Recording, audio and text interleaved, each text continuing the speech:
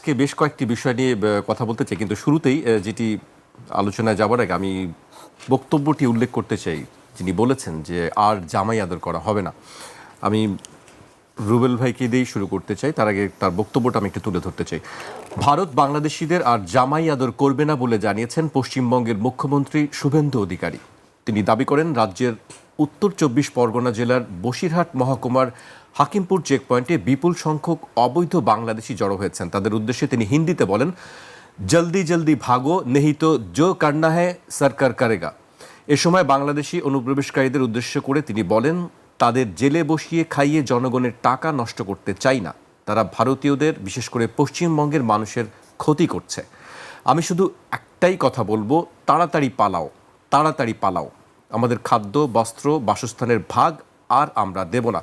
তিনি বলেন, আমরা পুলিশকে বলে দিয়েছি জেলে পাঠাতে হবে না, আইনে নেই, সরাসরি পুলিশ নেবে এবং বিএসএফ এর হাতে তুলে দেবে। দেশের পয়সায় খাবে, ওষুধ দেওয়া হবে, জামা কাপড় পরবে না। জামাই নাকি, জলদি জলদি ভাগো। তিনি অনেক কথা বলেছেন, বাংলা হিন্দি মিলিয়ে অনেক কথাই তিনি বলেছেন। রুবেল ভাই, তারা দাবি করছেন যে সবাই বাংলাদেশি। আমরা জানি না সবাই বাংলাদেশি কিনা বা এর মধ্যে রোহিঙ্গা আছে কিনা, অনেক আলোচনাই আছে। আপনি আসলে কিভাবে দেখছেন? শুভেন্দু অধিকারী একের পর এক বিভিন্ন বক্তব্য দিচ্ছেন। ধন্যবাদ জাকির ভাই, একই সাথে আমার সহ-আলোচক জাকি ভাই এবং ইটিভির দর্শক শ্রোতা দূরের এবং কাছের সবাইকে শুভেচ্ছা। আসলে এই বিষয়টি খুবই স্পর্শকাতর এবং আমরা উনি নতুন নতুন মুখ্যমন্ত্রী হয়েছেন, ঠিক আছে? তো তার রাজনীতি, তার মতাদর্শের সাথে আমার রাজনীতি মতাদর্শের আকাশ পাতাল তফাৎ আছে। উত্তর মেরু দক্ষিণ মেরুতে তিনি তো তার মতো একটা সাম্প্রদায়িক মানুষ, একটা ধর্মভিত্তিক রাজনীতি করে উঠে আসা মানুষ, মানে মুখ্যমন্ত্রী হওয়া মানুষ, তিনি নানা রকম উস্কানি দেবেন, সেটা ঠিক আছে। কিন্তু সেই উস্কানি এখন তিনি সীমানা পার হয়ে বাংলাদেশকে সেই উস্কানি আক্রান্ত করার চেষ্টা করছে, বাংলাদেশের ভাবমূর্তি নিয়েও টানা হচ্ছে শুরু করছে। প্রথম কথা যেটা বলতে চাই, শুভেন্দু বাবু, আপনার ভারতবর্ষ এত উন্নত দেশ হয় নাই মধ্যপ্রাচ্যের মতো কিংবা আমেরিকা বা কানাডার মতো যে বাংলাদেশিরা লেলায় থাকবে আপনার দেশে যাওয়ার জন্য। আপনার দেশের যে গ্রস ইনকাম মানুষের যে ন্যূনতম আয়, আমার দেশের যে গার্মেন্টস শ্রমিকের ন্যূনতম আয়, দুটো মিলাই দেখেন কার শ্রমিকের বেতন কত বেশি। আপনার ভারতবর্ষ কোনো বেহেস্ত হয়ে যায় নাই, কোনো স্বর্গ হয়ে যায় নাই যে বাংলাদেশের তরুণরা লেলায় থাকবে হচ্ছে আপনার ভারতবর্ষ যাওয়ার জন্য। অতএব খুব বুঝে শুনে শব্দ ব্যবহার করাটাই প্রত্যাশা করি। অত্যন্ত আপনি ভারতের মুখ্যমন্ত্রী, পশ্চিমবাংলার মুখ্যমন্ত্রী, এক সময় এই চেয়ারে ডক্টর বিধান রায় ছিলেন, এক সময় এই চেয়ারে ব্যারিস্টার জ্যোতি বসু ছিলেন, বুদ্ধদেব বাবু ছিলেন। তাদের কথা চিন্তা করেন, আপনার চেয়ারটাকে মর্যাদা দিয়েন, ভারতকে মর্যাদা দিয়েন, পশ্চিমবাংলার সে বিধানসভাকে মর্যাদা দিয়ে মুখ দিয়ে কথাবার্তা বের করবেন আর কি। আপনি কিন্তু আর হচ্ছে সেই বিজেপির পান্ডা নয়, আপনি এখন হচ্ছে গিয়ে একটি রাজ্যের মুখ্যমন্ত্রী। আমার মনে হয় আপনি এবং উনি শুভেন্দু ভুলে যান এই কথা আর কি। এখন আসেন, এই যে বিষয়গুলো শুরু হয়েছে কবে থেকে, কেন হয়েছে আর কি। সিএএ, ঠিক আছে, ডিসেম্বরে 2019 সালে তারা চালু করলো এই সিএ বা সিটিজেন অ্যামেন্ডমেন্ট যে অ্যাক্ট আছে, সেই সিটিজেন অ্যামেন্ডমেন্ট অ্যাক্টটা কিন্তু তারা করছিল প্রথমে এটা খুব পজিটিভলি, এক হিসেবে পজিটিভ। কী পজিটিভলি? তারা বলতে চাইছিল যে 2019 সালে যে আপনার আফগানিস্তানে, আপনার হচ্ছে পাকিস্তানে এবং বাংলাদেশে এই সমস্ত জায়গায় সংখ্যালঘু সম্প্রদায়ের লোকেরা, অর্থাৎ হচ্ছে হিন্দু, বৌদ্ধ, খ্রিস্টান, পার্সি, জৈন, এই সমস্ত ধর্মাবলম্বী লোকেরা যদি নিজেদেরকে নিপীড়িত মনে করে, নিজেদেরকে নিরাপত্তাহীন মনে করে, তারা ভারতবর্ষে আসছে, ভারতবর্ষে আসার পর তারা সেখানে আশ্রয় গ্রহণ করছে, তাদেরকে এখন হচ্ছে তারা নাগরিকত্ব দেবে। সেই নাগরিকত্ব দেওয়ার জন্য হচ্ছে তারা এই আইনটা করলেন এবং তারা এখন বলছিলেন 2014 সালের হয়তো ডিসেম্বরের আগে যারা আসছে তাদেরকে নাগরিকত্ব দেবেন, এই নিয়ে চালু করছেন। এবং বাকিগুলোকে তারা সর্ট আউট করবেন, তাদেরকে তারা হচ্ছে গিয়ে ডিপোর্টেড করবেন, এরকম একটা ব্যাপার ছিল। এখন এই বিষয়গুলো আসলে কে সিদ্ধান্ত নেওয়ার মালিক? পশ্চিমবাংলা সরকার নাকি কেন্দ্রীয় সরকার? এই বিষয়গুলো আসলে কেন্দ্রীয় সরকারের ব্যাপার, এটা পশ্চিমবাংলা সরকারের ব্যাপার না, এটা শুভেন্দুর ব্যাপার না। ওই বর্ডারটা নিয়ন্ত্রণ করা শুভেন্দুর কাজ না, পশ্চিমবাংলা রাজ্য সরকারের কাজ না, কেন্দ্রীয় সরকারের কাজ। কেন্দ্রীয় সরকার কিন্তু একটা নীতিমালা আছে, এই ডিপোর্টেশনের ব্যাপারটা একটা নীতিমালা আছে এবং ওখানকার উচ্চ আদালত বলে দিচ্ছে কাউকে এইভাবে করে পুশিং করে বাংলাদেশে ঢুকতে দেওয়া যাবে না। কারণ ইতিমধ্যে যেটা ঘটেছে গত কয়েক বছর আগে, আপনারা নিশ্চয়ই খেয়াল করেছেন আজিজ ভাই, রাজ্জাকি ভাই, খুব বেশি মনে থাকবার কথা, আপনারও মনে থাকার কথা, আর আমি বরঞ্চ ভুলে গেছি নামটা, সম্ভবত সায়রা খাতুন কিংবা জহিরা খাতুন। তিনি একজন প্রেগনেন্ট ওমেন ছিলেন, গর্ভবতী মহিলা, তাকে ধরে জোর করে পুশিন করে পাঠিয়ে দিয়েছিল। পরে তিনি অনেক মামলা টামলা করে প্রমাণিত হয়েছে তিনি ভারতবর্ষের নাগরিক, তিনি ভারতের একজন নাগরিক, হতে পারে সেই মুসলিম কিন্তু ভারতের নাগরিক। পরে সে উচ্চ আদালতের নির্দেশে তার কিন্তু নাগরিকত্ব সে ফিরে পেয়েছে। তো ওটার পর ভারতের উচ্চ আদালত, সুপ্রিম কোর্ট বলেছে যে কাউকে যদি এরকমভাবে মানে ডিপোর্ট করতে হয় তো সেটা অবশ্যই সে নাগরিকত্বর বিষয়টি তার আদালতের দ্বারা হচ্ছে কি চিহ্নিত করতে হবে এটা। এবং এটা কিন্তু তাদের কেন্দ্রীয় সরকারের পলিসি। কিন্তু আমরা দেখতেছি ভারতের এক এক রাজ্যে এক এক পলিসি। আসামে আরেকজন বিজেপি নেতা আছে, হ্যাঁ, হেমন্ত, সে তো আরেক মানে যা ইচ্ছা তাই অবস্থা। সে বলছে কেন্দ্রের সমস্ত নীতিমালা আইন আদালত নিয়ে হবে না, এদেরকে গোপনে রাতে বেলা ঠাস করে পুশিং করে ফেলতে হবে, হ্যাঁ, যা ইচ্ছা তাই, মানে সে যা ইচ্ছা তাই। সেই হেমন্ত সরকারের একরকম সিস্টেম করছে, আবার ইনি আবার আর একরকম সিস্টেম। যদিও এখন যে হোল্ডিং সেন্টারটা তৈরি হচ্ছে ভারতের বিভিন্ন জায়গায়, পশ্চিমবাংলার বিভিন্ন, এটা হচ্ছে কেন্দ্রীয় সরকারের নির্দেশই আছে যে তারা জেলখানা রাখবে না, তারা হচ্ছে যে কোনো দেশের অনুপ্রবেশকারী যাকে পড়বে, বাংলাদেশে পাক আর যেই দেশেরই পাক, সোমালিয়ারে পাক, সেটাকে সেই হোল্ডিং সেন্টারে রাখবে। রাখার পর সেখানে হোল্ডিং সেন্টারে 1 মাসের বেশি সময় রাখতে পারবে না। 1 মাস পার হয়ে গেলে তাকে একটা দফারফা করতে হবে, হয় জেলখানায় পাঠিয়ে দিতে হবে, নয় হচ্ছে ডিপোর্টেড করতে পারে। কিন্তু উনি একখান 3D আবিষ্কার করছেন শুভেন্দু। একটা হলো ডিটেক্ট করলো, আপনি অনুপ্রবেশ করি, তারপর হলো ডিলেট, মানে আপনার যদি কাগজপত্র কিছু থাকে সব ডিলিট করে দিব, তারপর ডিপোর্ট। মানে এই যে 3D খেলা উনি চালু করছেন, এই 3D খেলাটাও হচ্ছে গিয়ে ভারতের আইন কানুন, ভারতের হচ্ছে কেন্দ্রীয় সরকার, উচ্চ আদালত কোনো কিছুকেই হচ্ছে গিয়ে পরোয়া করে না আর কি। তো এইরকম পলিটিক্যাল স্ট্যান্ডবাজি করে আর কি উনি হয়তো সস্তা জনপ্রিয়তা অর্জন করার দিকে অগ্রসর হচ্ছেন। রুবেল ভাইয়ের কাছে আসবো। রুবেল ভাই যথার্থই বলছিলেন যে পলিটিক্যাল স্ট্যান্ডবাজি, রাজ্জাকি ভাই নিশ্চয়ই শুনেছেন তার যে ভাষার ব্যবহার, মার্জিত না অমার্জিত, সেই বিষয়টি নিয়ে আসলে আলোচনার দাবি রাখে। একজন মুখ্যমন্ত্রী কিভাবে এই ধরনের ভাষা ব্যবহার করতে পারে, রাজ্জাকি ভাই আপনি কিভাবে দেখছেন? তিনি এই ধরনের কথাবার্তা বলার আসলে কি জনপ্রিয়তা, সস্তা জনপ্রিয়তা? ডাক্তার রুবেল যা বলছে এরপর তো আমার আর বলার কিছু নাই, মানে সবটাই কাভার করছে সে। না, আমি কতগুলো কথা বলতে চাই যে আপনার অবশ্যই একজন মুখ্যমন্ত্রী উনি যদি ভাবেন যে অবৈধ বাংলাদেশি আছে, অবৈধ বাংলাদেশি থাকলে আপনি তাকে পাঠিয়ে দিবেন, এই যে অবৈধ বাংলাদেশি কিংবা ভারতীয় নয় বললেই যে বাংলাদেশি, সেটাও যেমন একটা ব্যাপার। আবার বাংলাদেশি, এই দুইটা ব্যাপার অ্যাসার্টেন করবে কি? অ্যাসার্টেন তো আপনি মুখে মুখে বললে হবে না।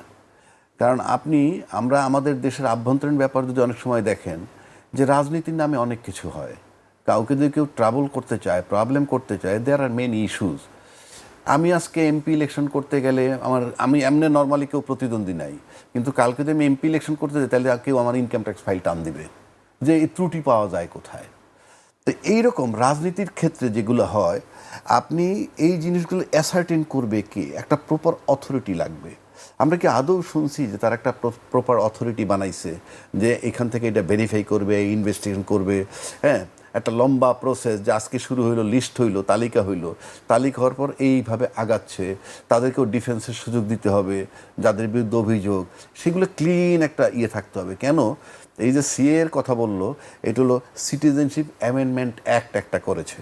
যখন এটা করছে তখন কিন্তু তারা দিব্যি আরামে ভারতের দায়িত্বশীল ব্যক্তিরা বলছেন এটায় বাংলাদেশে কোনো ইম্প্যাক্ট হবে না, 1 নম্বর।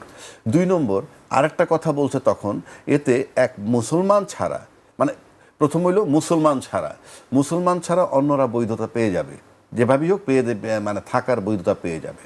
তারপরে মুসলমানের চ্যাপ্টার যখন আসবেন তখন আপনি পুশিং করবেন কোথায়? বাংলাদেশি পার্ট। আপনি অন্য দেশেরটা পাঠানো তো ডিফিকাল্ট। আপনি যদি এখন আফগানিস্তানে একটা মুসলমান পান, তাকে আপনি পাঠাবেন কোথায়? ক্রসিং ইউর বর্ডার আপনি আফগানিস্তান পাঠাইতে হবে, পাকিস্তান এটা পাঠালে তাদের ওইখানে পাঠাইতে হবে। কিন্তু ঘুরে ফিরে আমরা দেখতেছি এই দিকটা একটা ঝোঁকটা তাদের বেশি। এখন প্রশ্ন হচ্ছে যে যিনি বলছেন উনি একজন মুখ্যমন্ত্রী, আমি খুব পজিটিভ, আমি যে ওনার বিরুদ্ধে নেগেটিভ বলবো এই ইন্টেনশন আমার নাই। ওনার তো আইডিওলজি 3 রকমের প্রমাণিত। নাম্বার 1, উনি কংগ্রেসে ছিলেন, কংগ্রেসের থিওরিতে তো এইটা নাই নাম্বার 2, তারপরে তৃণমূলে আসলেন, তৃণমূলের থিওরি তো এটা নাই। নাম্বার 3, উনি বিজেপিতে যোগ দিলেন। যখন বিজেপিতে আসলেন তখন তিনি এই বক্তব্য রাখছেন। তার মানে আইডিওলজি শিফট হয়ে যায়। আপনি যখন যে পাত্রে যাচ্ছেন সেইটা রূপ ধারণ করছেন। তিনি আগে কোনো কথা বলেননি এই বিষয় নিয়ে? ওইটা সেটাই বললাম, উনি কংগ্রেসে ছিলেন, উনি তৃণমূলে ছিলেন, উনি বিজেপিতে আসছেন। আমাদের বাংলাদেশেও বহু রাজনীতিবিদ এই পদের। কাজেই এই রাজনীতিবিদ আমি খুব একটা পার্থক্য পাই না, অন্তত ইন্দো পাক সাবকন্টিনেন্টে। এই যে আপনি ধরেন রাজনীতিতে শেষ কথা বলতে কিছু নাই, তারপরে রাজনীতিতে কোনো প্রেম নাই। তো আপনি তো বলেন যে রাজনীতিতে শেষ কথা আছে। থাকা উচিত আমি বলছি, নাই বলে কিন্তু এই দুরবস্থা। আপনি মিথ্যার উপরে টাইম কিল করা যায়, স্ট্যান্ড করা যায় না। ডিপ্লোমেসির থিওরিতে সবাই মিথ্যা বলে, উভয় পক্ষ, আমরা শুনে আসছি। এটারে কাব্যিক ভাষায় বলে কূটনীতি বা কৌশল। কূটনীতি এটা যদি আপনি ভাগ করেন দুইটা শব্দ, কূট অর্থ কি ভালো, নীতি তার মানে নীতিটা খারাপ নীতি। এই খারাপ নীতি দিয়ে দাঁড়াইতে হয়, কারণ সত্য বললে নাকি establish. But from the beginning যদি আপনি সত্য বইলে আসতেন তাইলে তো আর কোনো প্রবলেম হইতো না। শুরু যদি মিথ্যা দিয়ে করেন তাইলে তো এটা হবেই। সে কারণে আমি বলতেছি যে এটা আইডেন্টিফাই করবে 1 নম্বর। 2 নম্বর, এটা আইডেন্টিফাই করার জন্য একটা সেল গঠন করা উচিত। এটা বিশেষ করে আদালত খুব জরুরি, কারণ আপনি বললেন পাঠাই দিবেন, এটা তো হয় না। এটা কি আপনি আমাকে খুব ছোট মনে করতেছেন, তুচ্ছ তাচ্ছিল্য করে তারপরে বলতেছেন? অনেক দেশের ব্যাপারে তো আপনি এগুলো বলতে পারবেন না। কথার কথা বলছি।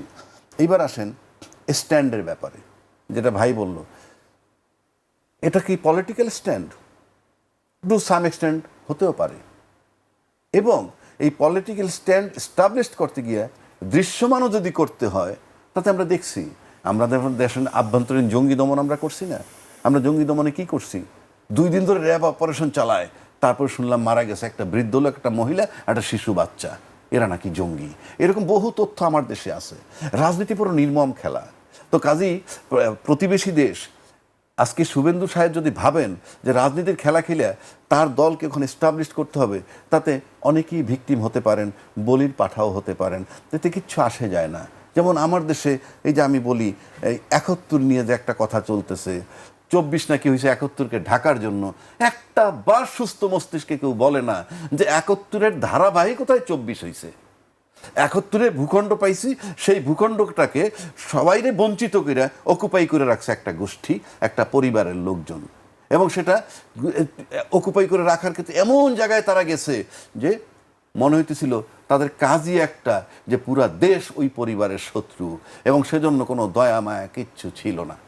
এবং যা এর জন্য আয়নাগর বলেন, হত্যা, যা কৃতে ক্রস ফায়ার সবই কিন্তু করা হয়েছে। এটা হলো রাজনৈতিক স্ট্যান্ড। এইবার আসেন 71 নিয়ে যে আমরা রাজনীতি বলে 71 কবর দিয়ে দিব। আপনি 100 ভাগ বাংলাদেশ বিরোধী একটা লোকেরও যদি বলেন তুমি বাংলাদেশের ইতিহাস লেখো, সে কি 71 বাদ দিতে পারবে? 71-এর ধারাবাহিক আসে 24 যখন আসবে তখন কি বলবে যে 71 ঘটে নাই 24? 71 না হলে 24 আসে কোত্থেকে? এই যে আমাদের স্ট্যান্ড হয়ে যায়। এখন যেমন এরা এই যে জুলাই যোদ্ধারা কিন্তু সন্ত্রাসী হিসেবে চিহ্নিত করা একটা পায়তারা চলছে। একইভাবে আসেন জামাত বিরোধী, সবাই জামাতের সাথে সুন্দর মেলামেশা করে চলতেছে, আন্দোলনের সময় তারে লাগে, মন্ত্রীও তাদেরকে বানাইছে। আপনি আজকে জামাতের তীব্র বিরোধিতা করেন, আপনি বিরোধিতা করেন। এই যে রাজনৈতিক স্ট্যান্ড, আপনি বিচার করতে পারতেছেন না এটা পিওর প্রহসন নাকি নাকি রাজনৈতিক একটা বক্তব্য। আমি বিচার করতে পারবো না কেন? এই যে এত এত হত্যা করছে, এত নারীর সম্ভ্রমহানি করছে, সেই বিচার এটা তামাদি হয় না। আপনি বঙ্গবন্ধু হত্যা ইন্ডেমনিটি করা হয়েছিল, তামাদি হয়েছে? হয় নাই। আপনি বিচার করেন। কারণ স্ট্যান্ডবাজি যদি করেন, এবং স্ট্যান্ডবাজির জন্য যদি কাউকে বলির পাঠা করতে হয়, হইতে পারে, কারণ সামনে লোকসভা নির্বাচন, এই স্ট্যান্ডটা তো ধরে রাখতেই হবে। সুতরাং বোঝা মুশকিল। তার পাশাপাশি যদি কিছু লোক ভিকটিম হয়, কিচ্ছু আসে যায় না। এবং ভিকটিম যারা হয় তারা কিন্তু এমন নিম্ন শ্রেণীর লোক, অ্যাজ ইফ এরা বোধহয় দেশটাকে ধ্বংস করে ফেলতেছে। আপনি বর্ডার থেকে যারা আসবে, আপনি কল্পনা করেন চক্ষু বন্ধ করে, যে ভারত থেকে যদি কোনো পুশিন না হয়, আচ্ছা 10,000, 20,000, 50,000, আমি তর্কের খাতিরে বললাম, 1 লাখ, 2 লাখ, 5 লাখ, আমি তর্কের খাতিরে বললাম, এই 5 লাখ লোক ভারত থাকলে কি হবে? এরা কোন প্রোফাইলের? এরা কি করতে পারে?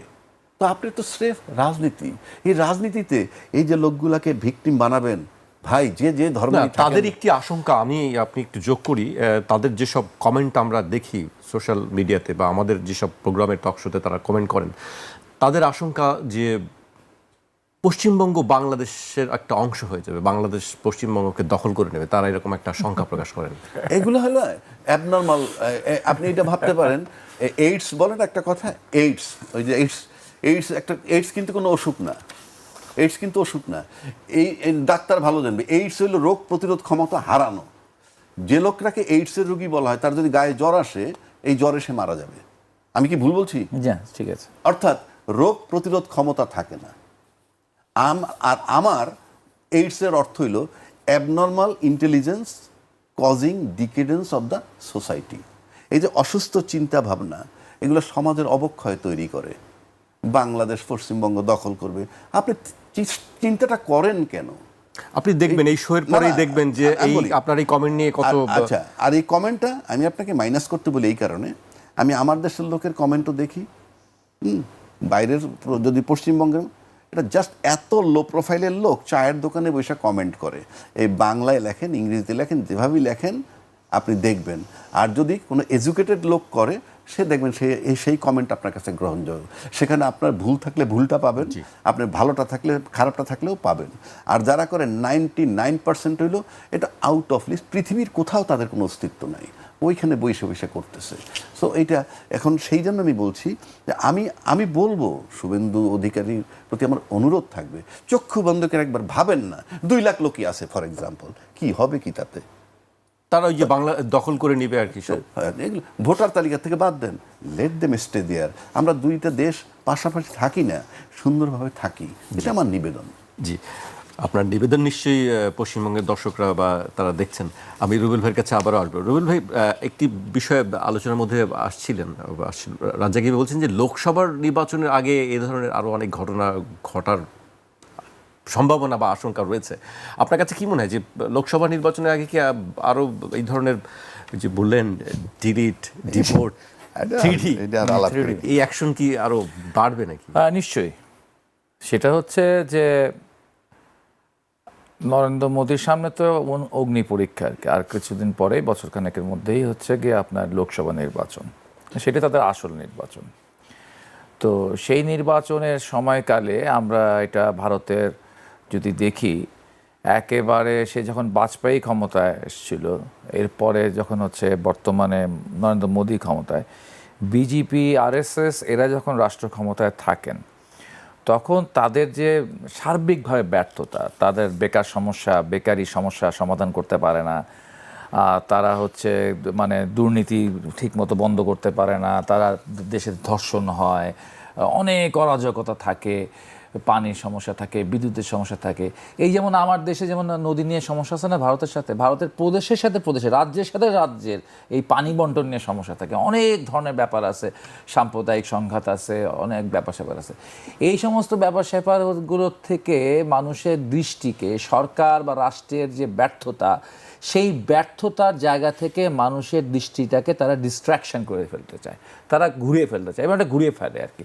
ইভেন কি যখন সোশ্যাল মিডিয়া ছিল না, তখনও দেখবেন যে ঘুরিয়ে ফেলছে, হঠাৎ হচ্ছে আমরা অমুক একটা মিসাইল আবিষ্কার করছি, বা আমরা একটা বোমা আবিষ্কার করছি, বা একটু পাকিস্তান সীমান্তে বা একটু চীনা সীমান্তে, চায়নার সাথে একটা যুদ্ধ শুরু হয়েছে, যুদ্ধ হলো, এখানে আমরা জিতছি একটা ভাব তৈরি হয়। এতে মানুষের মধ্যে এক ধরনের উগ্র জাতীয়তাবাদী অবস্থান তৈরি হয়। আর যখন উগ্র জাতীয়তাবাদী অবস্থান তৈরি হয়, তখন সেই উগ্র জাতীয়তাবাদের সমস্ত ফসলটা হচ্ছে কি বিজেপির গোলাতে গিয়ে জমা হয়, আরএসএসের গোলাতে জমা হয়, এবং তারা নির্বাচনে বৈতরণী ঠাস ঠাস করে পার হয়ে যায়। মানে অনেক ব্যর্থতার পরে একেবারে যেখানে উচিতই না হচ্ছে, তারা যারা বুঝতেছে যে এরা দুর্নীতিবাজ, তারা বুঝতেছে এরা মানুষকে হত্যা করতেছে, তারা বুঝতেছে এরা হচ্ছে গিয়ে মানে সে আম্বানির কথা বলেন, ইয়ার কথা বলেন, যে এরা হচ্ছে গিয়ে হাজার হাজার কোটি টাকার ব্যাপার স্যাপার এখানে ঘটে যাচ্ছে।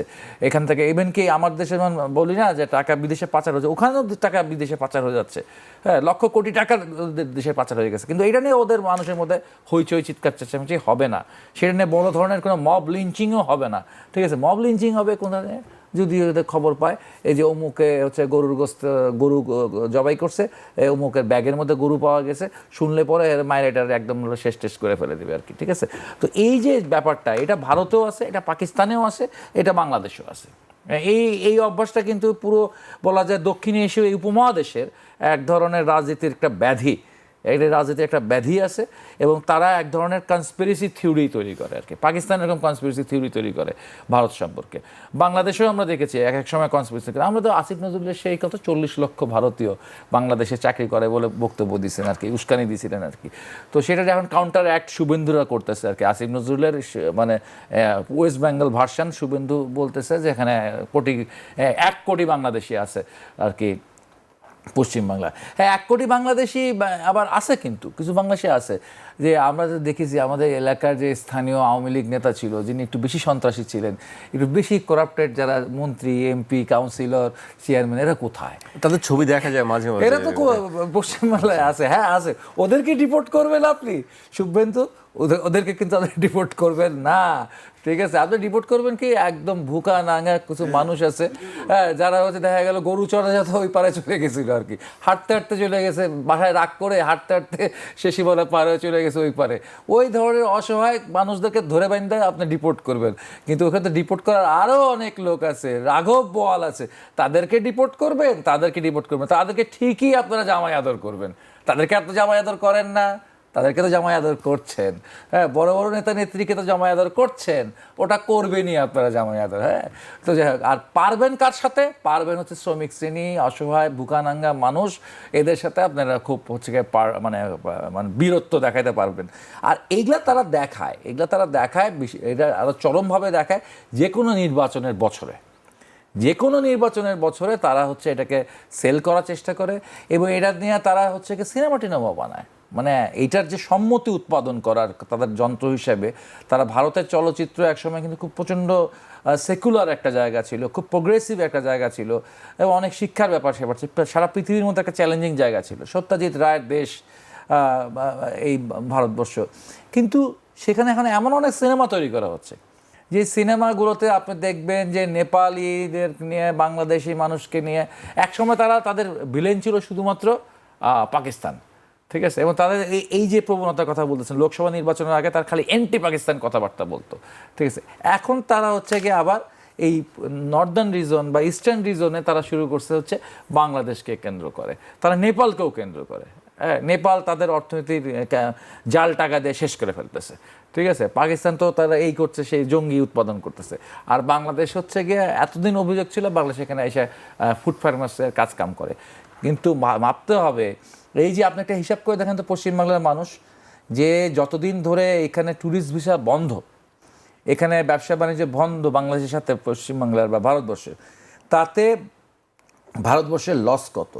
আপনি যদি কলকাতায় যান, আপনি যদি নিউ মার্কেট এলাকাগুলোতে যান, আপনি যেখানে হোটেল এলাকাগুলো যান, ওখানে আবাসিক হোটেল থেকে শুরু করে, খাবার হোটেল থেকে শুরু করে, ছোট ফলের দোকান থেকে শুরু করে, প্রত্যেকটা জায়গায় নিউ মার্কেটের থেকে শুরু করে বিভিন্ন মার্কেট যদি যান, যে তাদের কী পরিমাণ অর্থনৈতিক ধস হয়ে গেছে আমাদের 24-এর 5ই আগস্টের পর। তো লস তো আপনাদের, যে বাংলাদেশের মানুষ, বাংলাদেশের বাঙালিরা যদি আপনার দেশে না যায়, বাংলাদেশিরা যদি আপনার দেশে না যায়, চিকিৎসা না করায়, বেড়াতে যদি না যায়, তাজমহল যদি দেখতে না যায়, কাশ্মীর যদি না যায়, কলকাতা যদি বেড়াতে না যায়, তাহলে আপনার কি পরিমাণ আপনার হচ্ছে রেভিনিউ মিস হয়, ট্যুরিস্ট মিস হয়। এত বেশি মার্কেট, ট্যুরিস্ট মার্কেটে আপনার ইউরোপ থেকে কটা লোক আসে? কটা লোক আসে অন্য দেশ থেকে? আপনার কটা লোক আসে? আর বাংলাদেশ থেকে কি পরিমাণ লোক ভারতবর্ষে যায়? সবচেয়ে বড় ইনকাম আপনার কোথা থেকে আসে? এই বাংলাদেশিদের দিয়ে আপনার সবচেয়ে বড় ইনকামটা আসে আপনার দেশে। এবং পশ্চিমবাংলার একটা বিরাট অর্থনীতি, কলকাতার একটা বিরাট অর্থনীতি নির্ভর করে বাংলাদেশের সাথে, এবং সেটা রীতিমতো ধস নেমে গেছে বাংলাদেশের এই ট্যুরিস্ট ভিসা বন্ধ হওয়ার পর। আপনি এখন এটা নিয়ে রাজনীতি করতে থাকেন, কোনো সমস্যা নাই, ঠিক আছে? তবে আমার মনে হয় যে হচ্ছে একদিন না একদিন মানুষ হচ্ছে আপনার যে এখন যাকে তাকে আপনারা ট্যাগিং দেন, তাদের একটা ট্যাগিং স্টাইল আছে, সেটা হলো অ্যান্টি ন্যাশনাল ট্যাগিং দিয়ে তারা কিন্তু অনেক বুদ্ধিজীবীকে হত্যা করছে। অ্যান্টি ন্যাশনাল ট্যাগিং দিয়ে তারা অনেক সাংবাদিককে জেলখানায় পুরে রাখছেন, ঠিক আছে? আমরা রাবিশ কুমারের কথা জানি, তাকে কী পরিমাণ নিপীড়ন করছে হচ্ছে এই অ্যান্টি ন্যাশনাল ট্যাগিং দিয়ে আর কি। তো এই অ্যান্টি ন্যাশনাল ট্যাগিং দিতেই পারেন আপনি, দিয়ে টিয়ে হয়তো আগামী নির্বাচনে বৈতরণী পার করার চেষ্টা করবে তারা। আমি রাজ্জাকি ভাইকে দিয়ে শুরু করতে চাই এই পর্যায়ে, একটু দেশের দিকেই দৃষ্টি দিতে চাই। অনেকক্ষণ কিচেন ক্যাবিনেট এই বিষয়টি বারবার আলোচনায় আসছে। সম্প্রতি আবারও আমরা দেখলাম যে, আমি আলোচনায় যাবার আগে সেই কিছু বক্তব্য উল্লেখ করতে চাই কিচেন ক্যাবিনেট সম্পর্কে। সম্প্রতি সাবেক অন্তর্বর্তী সরকারের পররাষ্ট্র উপদেষ্টা তৌহিদ হোসেনের সাক্ষাৎকারের পর বিষয়টি নতুন করে আলোচনায় এসেছে। তিনি বলেন, অন্তর্বর্তী সরকার পরিচালনায় 7 সদস্যের একটি কিচেন ক্যাবিনেট সক্রিয় ছিল। গুরুত্বপূর্ণ সিদ্ধান্তগুলো সেখান থেকেই আসতো। তারা প্রতি মঙ্গলবার যমুনায় বৈঠকে বসতেন। এদের হস্তক্ষেপ ও মন্ত্রণালয়ের কাজে প্রভাব বিস্তারের কারণে তিনি 3 বার পদত্যাগের সিদ্ধান্ত নিয়েছিলেন। সাবেক অন্তর্বর্তী সরকারের একেবারে শেষ সময়ে যুক্তরাষ্ট্রের সঙ্গে সই করা বাণিজ্য চুক্তির বিষয়ে এনসিপির মতামত নেওয়া হয়নি বলে উল্লেখ করেছেন আসিফ মাহমুদ। সংবাদ সম্মেলনে তিনি বলেছেন, আমরা মনে করি এই চুক্তিটা বিএনপি করেছে, কিন্তু সংসদ নির্বাচনের 3 দিন আগে তাদেরই বর্তমান পররাষ্ট্রমন্ত্রীকে দিয়ে তারা এটা অন্তর্বর্তী সরকারের ঘাড়ে চাপিয়ে দিয়েছে। এখন একটা পলিটিক্যাল ব্লেম গেম চলছে। রাজ্জাকি ভাই, চুক্তি নিয়ে অনেক কথা হয়েছে, যুক্তরাষ্ট্রের চুক্তি এই নিয়ে যে আসলে চুক্তি নিয়ে কথা চলছে, কে জানে কে জানে না এই বিষয় নিয়ে। আচ্ছা, আমি একটা ইন্টারেস্টিং কথা বলি আপনাকে। ধরেন আপনি 21 টিভিতে চাকরি করেন, জি, ভাই একটা ক্লিনিকে চাকরি করে, আমি ধরে নিলাম। আমি লয়ার, আইন অঙ্গনের, মানে সুপ্রিম কোর্ট বারে যাই, কাজ করি। তো এই 21 টিভির অনেক জায়গায় তার অ্যাক্সেস নাই, আপনার অ্যাক্সেস নাই। কিন্তু হইতেছে কি, এটা 21 টিভিতে চাকরি করে জানবেন না, এটা কি গ্রহণযোগ্য? আপনি ওখানে উপস্থিত না থাকতে পারেন, কিন্তু হচ্ছে কি এটা আপনি জানবেন না। বাইরে বসে আমরা যেমন এখানে বসে টকশো করি, আমরা অনেকে অনেক ধরনের আলাপ করি রাষ্ট্রীয় এইসব বিষয়, কিসের উপরে? আলামতের উপরে। একটা ধোঁয়াশা কাজ করে। না না, জানি ধরেন প্রধানমন্ত্রী এখানে একটা বক্তব্য দিলেন, স্বরাষ্ট্রমন্ত্রী এখানে একটা বক্তব্য দিলেন, পররাষ্ট্রমন্ত্রী এখানে একটা বক্তব্য দিলেন, তার সাথে আমরা একটা মিলেও কিন্তু একটা জিনিস পাই। এখন আমরা তিনজনের 3টা জিনিস পাই, এর কোনো একটা সত্য হবে। অর্থাৎ আর যারা ভিতরে থাইকে, আমি এই রুমে বসলাম, ওই রুমে মিটিং হইতেছে, আমি এই রুমে বসলাম, ওই রুমে মিটিং হইতে, কিচেন ক্যাবিনেট বলতে তো আমি আর ওখানে অ্যাক্সেসটা নাই, যেখানে তা আমি একেবারে কিছুই জানবো না, আমার কাছে গ্রহণযোগ্য না। 1, 2, আপনার বক্তব্যে মনে হইতেছে এটা একটা বিশাল বাংলাদেশ বিরোধী চুক্তি হয়েছে। If it is a fact, যদি এটা সত্য হয়ে থাকে, আপনি 3 বার অ্যাটেম্প নিচ্ছেন মানে কি? আপনি পদত্যাগ করলে আটকে রাখে কে? আমি যাব না, আপনাকে আটকে রাখে কে রে ভাই? কতগুলো কোথাও তো যৌক্তিক হইতে হবে। আমি থাকবো না, আপনি আটকে রাখবেন কেমনে? আমি এই পদে থাকবো না, আপনি আটকে রাখবেন কেমনে? কেউ তো পদ ছাড়েননি আপনাদের। যেমন ধরেন 3 জন উপদেষ্টা নিয়ে বিএনপি ক্ষমতাসীন দল, ক্ষমতাধর দল, তখন ক্ষমতাধর না, নির্বাচন হয় নাই। আপনি আসিফ মাহমুদরে পদত্যাগ করতে বলছেন, তারপরে ওর নাম কি, মাহফুজ আলমরে পদত্যাগ করতে বলছেন, খলিল রহমানরে পদত্যাগ করতে বলছেন। অত বড় ক্ষমতাধর দল বাইরে আপনারা কি কেউ পদত্যাগ করছেন? কারণ আপনারা জানেন রাষ্ট্রযন্ত্র সবচেয়ে ক্ষমতাধর, না হলে কিছু হবে না। ওয়েল প্রোটেকশন এটা চার্মিং, কিন্তু এই খোরা যুক্তি দিবেন না যে আমি 3 বার অ্যাটেম্প নিছি, আপনি এখন শিফট করতেছেন কেন কথাগুলো? 2 নম্বর আসেন, আপনার এনসিপি বলতেছে এই চুক্তি সম্পর্কে তারা কিছু জানে না। আমি তো চ্যালেঞ্জ করতে পারবো না। জামায়াত ইসলামী বলেছে যে তারা কিছু আমি তো জানে না। তাকে চ্যালেঞ্জ করতে পারবো না, যিনি জানেন কি জানেন না। তাদেরও না জানার কথা না, যারা অন্তত ক্যাবিনেটের মধ্যে ছিলেন, অ্যাক্সেস না থাকতে পারে। আবার জামাত দায় সারা করছে, জামাতও বলছে যে তারা জানে না। হ্যাঁ, আপনি ক্ষমতাধর দল হিসেবে যদি ধরেন, আমার কাছে মনে হয় জামাত এনসিপির সাথে আলোচনার কোনো সাবজেক্ট ছিল না এটা। বিকজ নির্বাচনের পর ক্ষমতায় আসবে কারা, এটা কিন্তু আমাদের কাছে পরিষ্কার ছিল। আপনার অবস্থানগতভাবেই, আমি বলছি না এই নির্বাচনটা কেমন হয়েছে ওই আলোচনা আমরা এখন যাচ্ছি না, কিন্তু নর্মাল কোর্সেই মনে হয় যে নির্বাচন হলে বিএনপি ক্ষমতায় আসবে। সুতরাং কাউকে যদি কিছু জিজ্ঞাসাবাদ করতে হয়, সম্মতি নিতে হয়, অন্যতম দল ছিল সেটা পরিষ্কার করছেন পররাষ্ট্রমন্ত্রী, আজকের পররাষ্ট্রমন্ত্রী। জামাত যাই বলুক, যে বলছে আমরা জানতাম না, ফাইন, কিন্তু বিএনপি দল হিসাবেও এটাকে প্রত্যাখ্যান করে নাই, আর ক্ষমতা আসার পর সরকারে এসেও কোনো ওপিনিয়ন দেননি। উপরন্ত প্রথম আলো পত্রিকায় লিখছে যে ভারতের এই আমেরিকা এবং বাংলাদেশের মধ্যে যে চুক্তিটা হয়েছে, বাণিজ্য চুক্তি, এটা বাংলাদেশের জন্য মঙ্গলজনক, এই কথাটাও বলা হয়েছে। তাহলে মঙ্গলজনক যদি আপনি এখন যদি বলেন, আপনি মঙ্গলজনক বললে কিছু আসে যায় না, উনি মঙ্গলজনক বললে কিছু আসে যায় না, কিন্তু প্রথম আলো পত্রিকা একটা অথরিটি বাংলাদেশে মেনি ইস্যুজে, অনেক ইস্যুতেই তার অথরিটি।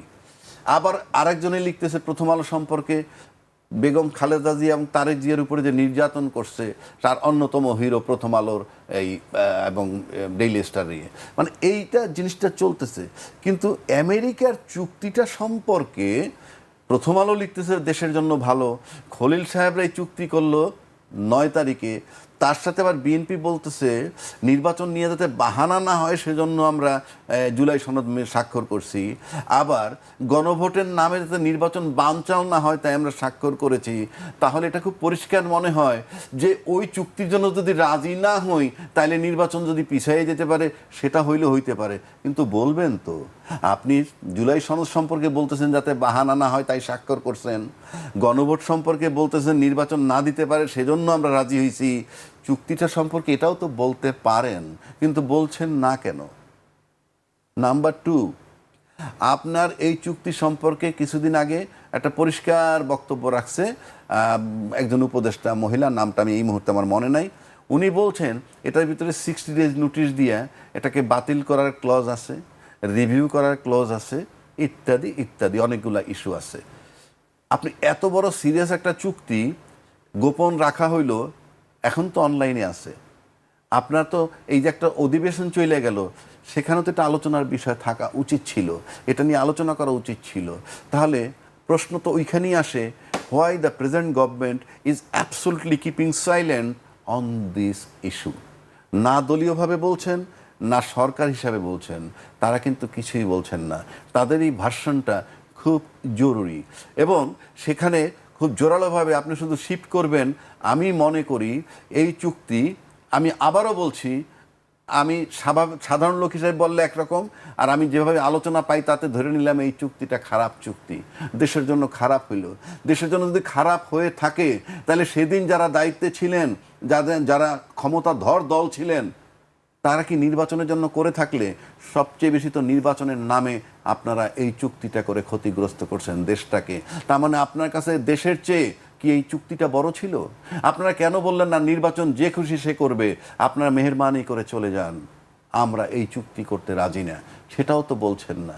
তাহলে আমার কাছে মনে হয় রাষ্ট্রের চেয়ে ক্ষমতা বড়, রাষ্ট্রের চেয়ে দল বড়, দলের চেয়ে পরিবার বড়, পরিবারের চেয়ে ব্যক্তি বড়। আমরা সেই জায়গাটা আসতেছি, ভেরি পেইনফুল, ভেরি পেইনফুল। আপনি তো দেশটা নিয়ে ভাই তামাশা করতে পারেন না, পরিষ্কার করেন জাতির কাছে। আপনি হয়তো জাতিকে অনেক কিছু বুঝাইতে পারেন, যে ওই যে বাহানা যাতে হয়, অনেক কিছু বুঝাইছেন আমাদেরকে, এবং পুরা অধিবেশনটার ভিতরে আমরা শুনলাম মুক্তিযুদ্ধ, তারপরে কি মুক্তিযুদ্ধ আর মুক্তিযুদ্ধ বিরোধী, গুপ্ত সুপ্ত, সেই আলাপ করতে করতে বাজারে একটা শব্দ চলে আসছে, ভুয়া ভুয়া। আপনি একটা সরকার 5 বছর ক্ষমতায় থাকবে, 3 মাসের মাথায় যদি আপনি একজন হত্যার নিহত হয়েছে একটা মেয়ে রামিসার বাসায় গিয়ে যদি এই বক্তব্য আমাদের শুনতে হয়, অ্যাবসোলুটলি পেইনফুল ভাই। আপনি আরও 4 বছর 9 মাস থাকবেন ক্ষমতায়, ক্লিয়ার করেন। দেশ কিন্তু দেশ, এটা তামাশার জায়গা না। আপনারা যদি মনে করে থাকেন যে না নির্বাচন একটা হলেই ঠিক হয়ে যাবে, দেশের জনগণের যা খুশি তাই বুঝাইতে পারবেন, চুক্তি যাদের সাথে হয়েছে তাদেরকে কিন্তু এইটা বুঝাইতে পারবেন না যে ভাই নির্বাচনের জন্য নির্বাচন হইতো না যদি এই চুক্তি না করতাম, সেটাও বলেন না। দেখি not so easy, lot of challenge is coming for you people. জি রাজা কেবি, আমি আপনার কাছে আবার আসবো। আমি রুবেল ভাইয়ের কাছে আসতে চাই। রুবেল, এটা দায় কেউ নিতে চাচ্ছে না কেন? সবাই বলছে যে আমি জানি না, আমি ছিলাম না, আমাকে জানানো হয়নি, কিন্তু আবার অন্য দিক থেকে শুনছি যে আমরা জানানো হয়েছিল। রাজা ভাই কি ভাইয়ের আলোচনার একটা অংশের সাথে আমি খুবই একমত আর কি, যে সবাই জানার কথা এবং সবাই জানে, সবাই জানে, উপদেষ্টারাও সবাই জানে, এবং যে হচ্ছে গিয়ে মানে বড় বড় রাজনৈতিক দল আছে, ইভেন কি আমরাও জানি, আমরা কমিউনিস্ট পার্টি সেই সময় জানি যে একটা গোপন চুক্তি হচ্ছে, সে জানে একটা গোপন চুক্তি হচ্ছে, এবং আমরা আমাদের একটা তো মানে আইডিয়া আছে হোয়াট ইজ আমেরিকা, আমেরিকার সাথে একটা বাণিজ্য চুক্তি। আমরা তো জিও পলিটিক্সটা বুঝি, আমরা তো রাজনীতিটা করি, কম বুঝি, অল্প বুঝি, কিন্তু বুঝি তো, আমরা তো রাজনীতির ছাত্র, পলিটিক্স করি মানে 30-32 বছর ধরে পলিটিক্স করি, কিন্তু এখনও তো আমরা এটাকে পড়াশোনাই করি, রাজনীতির ছাত্র আমরা। তো আমরা রাজনীতির যে কোনো ছাত্র বুঝি যে এটা দেশের বিরুদ্ধে একটা কিছু, এই কারণে নন ডিসক্লোজার। আমরা রাষ্ট্র ক্ষমতার কোথাও ছিলাম না, হ্যাঁ, আমরা ওই মার্জিনালাইজ জায়গায় ছিলাম, কিন্তু ওই মার্জিনালাইজ জায়গায়, ওই প্রান্তিক জায়গায় বসে আমরা বুঝতে পারছি যে দেশের বিরুদ্ধে, বাংলাদেশের স্বার্থের বিরুদ্ধে আমেরিকার সাথে চুক্তি হচ্ছে। কারণ আমেরিকা হচ্ছে এমন জিনিস যে ওর সাথে যে বন্ধুত্ব করবে তার আর শত্রুর কোনো দরকার নাই। তো এই মহাশত্রু, মানবতার শত্রুর সাথে লড়াই চলতেছে, যেখানে সে বিশাল আপনার হচ্ছে সাউথে মানে এশিয়ান প্যাসিফিক স্ট্র্যাটেজি গ্রহণ করছে, চীনকে ঘেরাও করার চেষ্টা করতেছে, চীনকে কেটে ফেলার জন্য সে অনেক কিছু, অনেক কাহিনী কাজ কারবার করতেছে। আমরা দেখতেছিলাম ইউনুস সরকারের টেন্ডেন্সির জায়গায় যে সে কীভাবে করে পোর্টকে ডিন্যাশনালাইজ করে ফেলতেছে, কীভাবে করে সে মানবিক করিডোর, কীভাবে সে আরাকান নিয়ে নতুন খেলা খেলতেছে, নানান রকম জিওপলিটিক্যাল মুভমেন্ট চলতেছে। এবং রহস্য পুরুষ ডক্টর খলিলকে নিয়ে এসে একেবারে সে নিরাপত্তা উপদেষ্টা বানায় ফেলতেছে। তো এরকমভাবে যে সব কিছু হচ্ছে, আমরা স্পষ্টভাবে বুঝতেছিলাম যে এই এগ্রিমেন্ট কেন নন ডিসক্লোজার। এবং তারপর সরকারের জন্য আমরা বসে থাকি নাই, আমরা এদিক ওদিক সার্চ করে দেখলাম যে বাংলাদেশের জন্য এটা ছিল নন ডিসক্লোজার, কিন্তু আমেরিকার জন্য এটা মানে ওপেন। ওখানে আমরা দেখলাম ওই আমেরিকান ওয়েবসাইটে এটা পাওয়া গেছে, সেই ওয়েবসাইট থেকে আমরা সেই সময় এটা নিয়ে পড়াশোনা করছি, অর্থনীতিবিদরা এটা নিয়ে পড়াশোনা শুরু করছে। এই পড়াশোনা শুরু করে আমরা আগেই আমাদের কমেন্ট তৈরি করে ফেলছি, আগেই আমরা অ্যানালিসিস তৈরি করছি।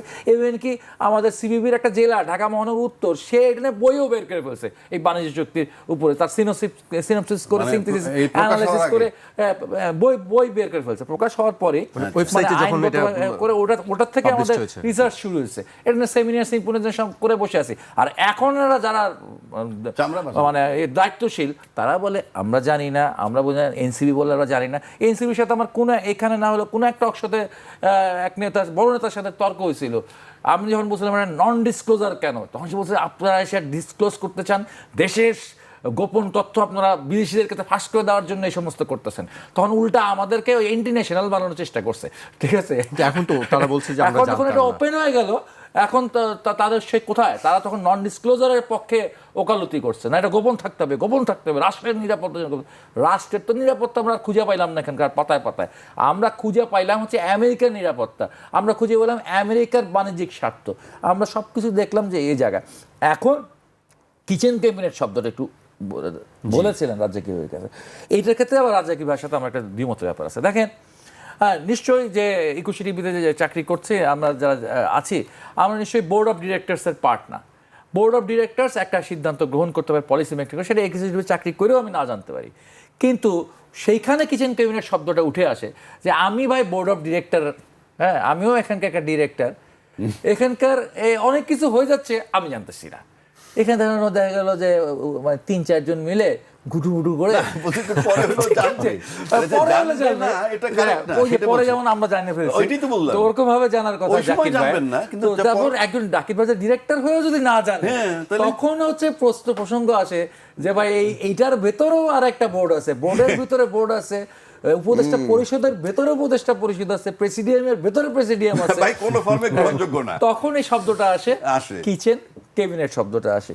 এবং আমরা ভাবে আর সাবে আমরা যা দেখি, হ্যাঁ আমাদের এখানে আরও কয়েকজন উপদেষ্টার কথা আমরা শুনেছি, তো শোনার পর মনে হয়েছে যে এখানে এক ধরনের যে ডেমোক্রেটিক প্র্যাকটিস হওয়ার কথা ছিল, উপদেষ্টা পরিষদের যে নিয়মতান্ত্রিক ব্যাপার ছিল, সেটা তারা করতে পারে নাই। অনেক বেশি স্বতঃস্ফূর্ত ছিলেন, ঠিক আছে। স্বতঃস্ফূর্ততা সবসময় হচ্ছে গিয়ে নানা রকম ব্যাঘাত ঘটায়, হ্যাঁ নানা রকম ঝামেলা তৈরি করে, এবং কখনো কখনো সেখানে নতুন ধরনের গোষ্ঠীতান্ত্রিকতা তৈরি করে, এবং নতুন গোষ্ঠীতান্ত্রিকতা সেখানে তৈরি করেছিলেন।